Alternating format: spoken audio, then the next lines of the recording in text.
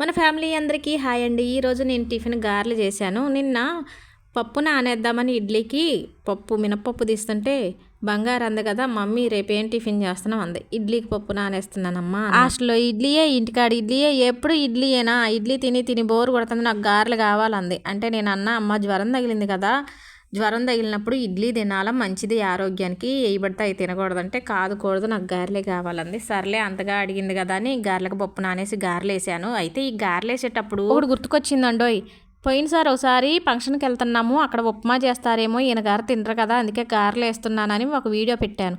ఆ వీడియోకి ఒక సిస్టరో బ్రదరో తెలియదు కానీ, ఈ గారెలు తినే కంటే ఉప్మా తింటమే మంచిది, నువ్వు చేసిన గారెలు మీ ఆయన గారు తిన్నారంటే ఆస్కర్ అవార్డు ఇవ్వచ్చు మీ ఆయన గారికి అన్నారు. మా ఆయన గారికి అవార్డు ఇస్తారంటే ముందుగా సంతోషపడేది నేనే కదా, బ్రదరో సిస్టరో కానీ ఒక్కసారి అన్న మా ఆయన గారికి అవార్డు ఇవ్వండి అబ్బా ప్లీజ్.